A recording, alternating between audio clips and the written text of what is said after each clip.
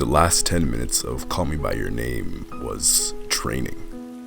This final portion of the movie was the most emotionally driven and the segment of the film that resonated the most with me, because it tackled the challenge of wrapping up an enchanting story of coming of age and love. Though the novel's narrative continues past the end of the movie, director Luca Guadagnino used his directorial skills to end the film in such a way that leaves the audience with a conclusion that is both grounded and still raw with emotion. I have allocated the final portion of the film into 3 significant segments. The first being the monologue from Elio's father, Professor Perlman, the second being the phone call between Oliver and Elio, and finally the closing credits. Once Oliver leaves on his train, the effect of their parting begins to take its toll on Elio. He becomes so obviously broken up by Oliver's depart, unable to stop himself from breaking out into sobs. And Professor Perlman, like any good father should, consoles his son, with advice that is not only applicable to his struggling son's life and identity, but is a more universal ode to loving and love itself. First and foremost, he shows complete acceptance of his son and his son's relationship with Oliver. Understanding his son's emotions and sympathizing with the two paramours, the professor hesitates in order to articulate himself properly. You can see him carefully choosing his words, padding his speech with long pauses, delicately trying to communicate his understanding to his son. The way it is delivered by Michael Stuhlbarg is as if it were open to interpretation. During his interview with Interview Magazine and Huffington Post, he states that he redid the scene twice, once delivered with passion, and the other is a more stern and more direct approach. And Guadagnino chose the more direct path because it allows for you watching it to interpret it in your own way, to take it for what it is, and later apply it to our own lives. And in the second half of his monologue, Professor Perlman says these words. Look, you had a beautiful friendship. Maybe more than a friendship. And I envy you. The professor says that he envies his son. This line opens the door to a dialogue about opportunity. The relationship that Elio and Oliver had was so intimate, so special, and a bond that is so rare. Only the most fortunate are blessed with an opportunity to live through it. The professor not being one of those people. Perhaps he was once given that opportunity in his youth to delve into such a connection, but he never did. And for that he is envious of his son. He is envious of the vast spectrum of Elio's feelings, from Elio's heartwarming bliss to his gut-wrenching feelings of misery and abandonment. He is envious because only a special relationship can provoke such a wide range of emotion. As for the rest of the monologue, I want to touch upon it a little bit later, so for now we will continue on to the phone call. Elio picks up the phone while speaking to Oliver for the first time in a while, and the first words he says to his first love are, I miss you.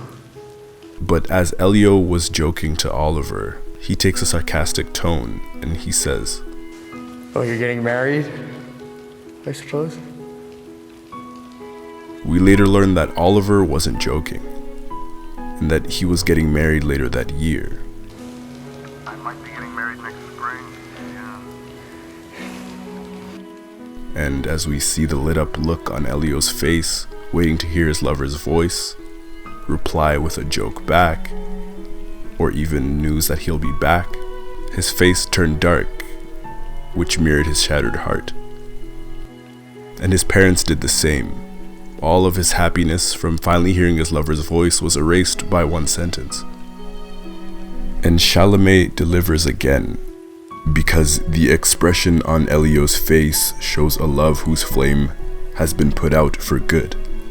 And though they may still love each other, their time is over. One more thing to point out before we continue is the lighting in these final shots. Compared to the beginning of the film, the scenes were bright and happier, the colors were vibrant. But in the final moments, it really illustrates Elio's mind. It is dulled and it is dark. The youth and innocence that Elio once had is gone, and it was represented by the light. Elio has now become a man. And finally, we reach the final scene of the movie. And before I begin, I want to go back and look at the rest of the monologue, but more importantly, I want to look at two things stated in the monologue by Professor Perlman. Right now, you may not want to feel anything. Maybe you never wanted to feel anything. And, maybe it's not to me you want to speak about these things, but, feel something you obviously did. But to make yourself feel nothing, so as not to feel anything. What a waste. In this single line, this movie also squashes the idealized form of hypermasculinity. Men are taught to suppress their emotions. They are taught not to feel things. At least not things that translate to perceived weakness. But his father bestows a lesson onto him, which should be bestowed onto everybody, about the ability to feel. Which is, do not take our feelings for granted. Do not suppress the negative emotions that live inside of you. Elio takes these words from his father, and we see them into action in the very final scene of the movie, where he finally lets all the emotion pent up inside of him go. He sits by the fireplace, and as the shot is taken head on, the echoes of his father's words are seen again in the direction by Guadagnino, right in front of the fireplace. From the screenplay and in the novel, his father tells him, "If there is a flame, don't snuff it out. Don't be brutal with it." And he just cries. He bears all of his emotions. For a full 3 minutes, he sits in front of the fire and he cries. The direction taken in the scene was one that was so personal and so raw, and Timothée Chalamet so intimately illustrates the bare, undisguised emotions, and he takes Elio to a place that he needed to go in order to have the emotional impact that he did. Call Me By Your Name shows everybody that regardless of who you are, killing your sorrows, your pains, suppressing your emotions, trying to erase your sadness is not good for your well-being. It's not the way to live your life. If you have to, cry, scream, or shout, or so be it. Let the emotions flow through you. Feel everything. Feel everything all the time. Even the sentiments that you hate, and even the ones that you may not understand, but just feel it. Elio.